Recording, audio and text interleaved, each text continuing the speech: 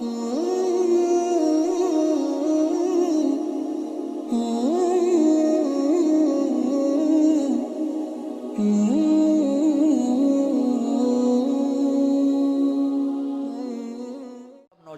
آپس میں گروپ بندیاں مت بناؤ، نہ قوم کی بنیاد پر نہ سیاست کی بنیاد پر۔ تم پڑھنے آئے ہو پڑھو، تم پڑھنے آئے ہو پڑھو۔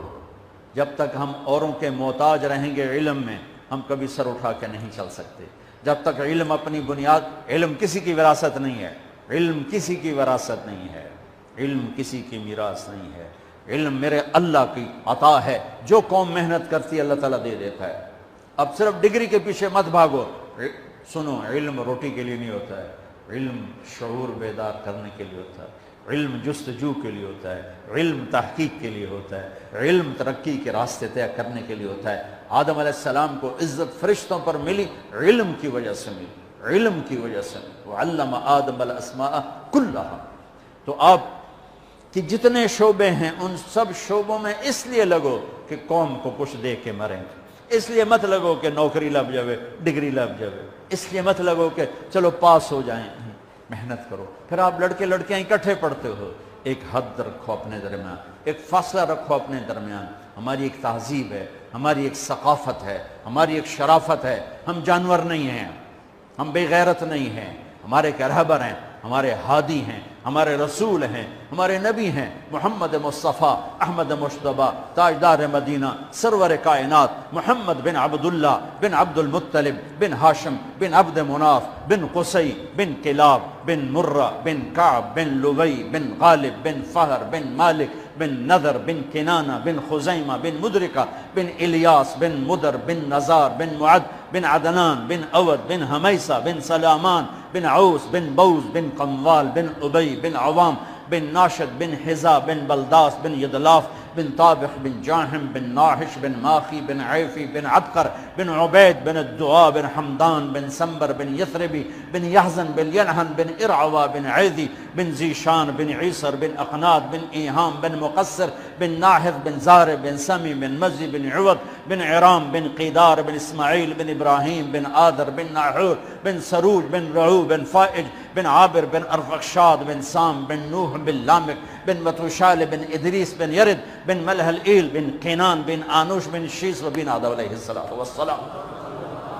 ہاں، وہ نبیوں میں رحمت لقب پانے والا، مرادیں غریبوں کی برلانے والا، ہم اس کے پیروکار ہیں۔ لہٰذا اپنی زندگی میں محمدی بن کے چلو۔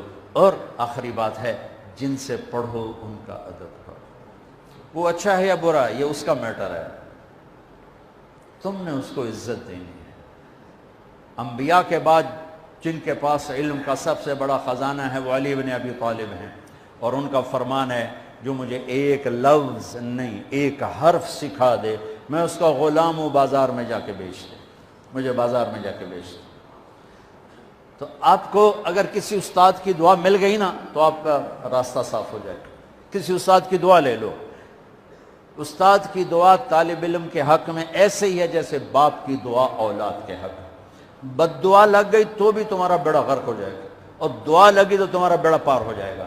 تو جن سے سیکھو ان کو عزت دو، ادب دو، احترام دو۔ آپ کی کو ایجوکیشن ہے تو ایک فاصلہ رکھو، فاصلے رکھو، اور اپنی حدود کے پابند بن کے چلو۔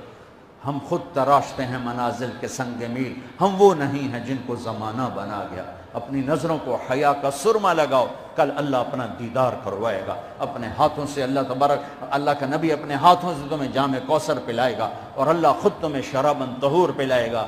یہ ایک خوبصورت زندگی ہے۔ تو بچوں، جب آپ کو چھٹیاں ہوں تبلیغ میں وقت دینا، اور آپس میں صلح محبت پیار سے رہو۔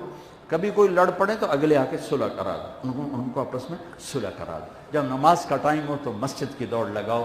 مسجد دور ہے، اپنے کمرے میں کوئی کمرہ بنا لو، اس میں نماز پڑھو، اور اپنے علم کے ساتھ اللہ سے مانگو کہ اللہ تمہیں ایسا علم دے کہ باہر کی دنیا آ کر تم سے علم حاصل کرے۔ آخر ایک زمانہ بغداد میں لوگ آتے تھے، قرطبہ میں لوگ آتے تھے، ہمارے پاس علم کے خزانے تھے، قیروان میں لوگ آتے تھے، اور پوری دنیا سے کھچ کے آتے تھے۔ اب زوال کا زمانہ ہے، تو دعا کرو آپ ایسی نسل بنو کہ سارے علم کا دھارا مغرب سے مشرق کی طرف پھیر دو۔ نیت کرتے ہو؟